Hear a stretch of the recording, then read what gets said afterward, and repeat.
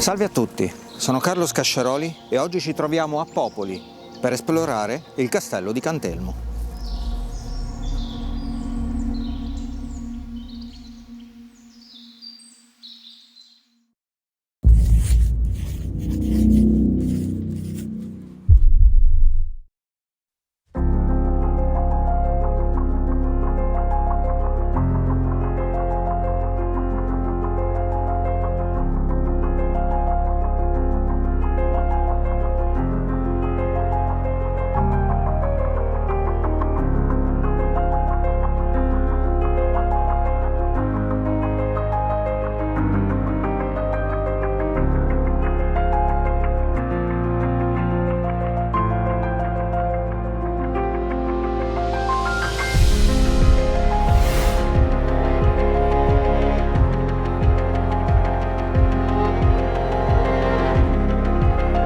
Il castello ha per sfondo l'imponente massiccio del Morrone, parte della cosiddetta Montagna Sacra della Maiella, definita così perché in essa santi ed eremiti hanno trovato pace e rifugio.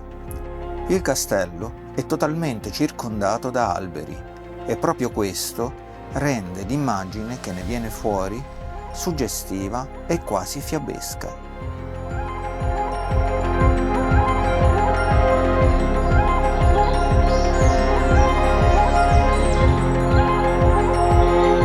Castrum Popoli fu edificato su una porzione di terreno molto inclinato verso il paese di Popoli e si avvale di una pianta a base triangolare, dove il vertice è stato posto nel punto più in alto, attorno ad una torre longobarda esistente già nel IX secolo. È posta a guardia del passo delle Gole di Popoli e a protezione dell'abbazia di San Clemente a Casauria. Esso offriva protezione a coloro che lo abitavano o a coloro che semplicemente erano ospitati al suo interno.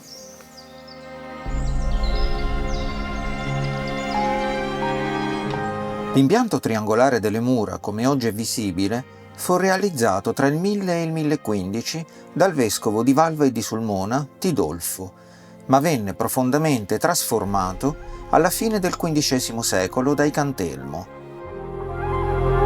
Nella metà dell'anno 1000, il castello fu usurpato dal conte di Manoppello Ugo Malmozzetto, uomo spregiudicato e assetato di potere che impose un controllo netto sulla vallata. Nel Chronicon casauriense si racconta che nel 1097 il conte Ugo fu attirato con l'inganno presso il castello da una principessa del vicino fortino di Prezza e fu catturato e ucciso dai fratelli di lei, venuti a tendere l'imboscata. Il castello fu la residenza dei Cantelmo, feudatari giunti in Abruzzo nel 1269 al seguito di Carlo I d'Angiò e rimase tale fino al 1480, quando si trasferirono nel Palazzo Ducale di Popoli.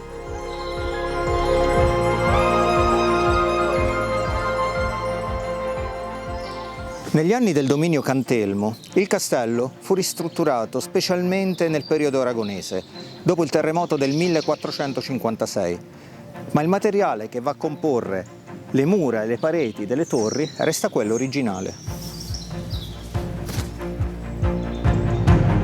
3 torri sorgono lungo gli spigoli di questo triangolo e sono rispettivamente la torre di avvistamento, il puntone, che non è altro che il mastio del castello, ed il torrione, che è la torre rotonda, realizzazione postuma, più all'avanguardia, per consentire una migliore visuale da tutti i punti, contrariamente a quanto accadeva con la precedente pianta quadrata, che invece limitava una visione globale.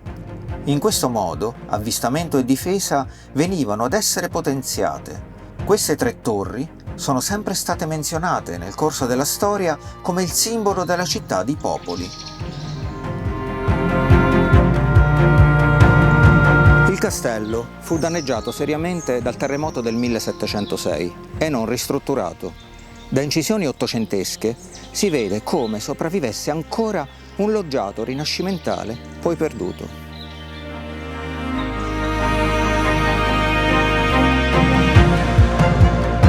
Dopo il terremoto del 2009, è stato necessario intervenire seriamente per consolidare le fondamenta e ristrutturare le torri. Questo processo finì nel 2015, insieme alla riqualificazione del percorso di salita tracciato negli anni '20 dal celebre ingegnere Corradino D'Ascanio.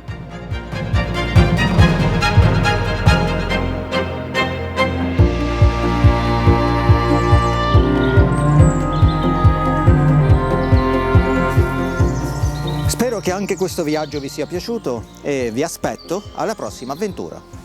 Ciao!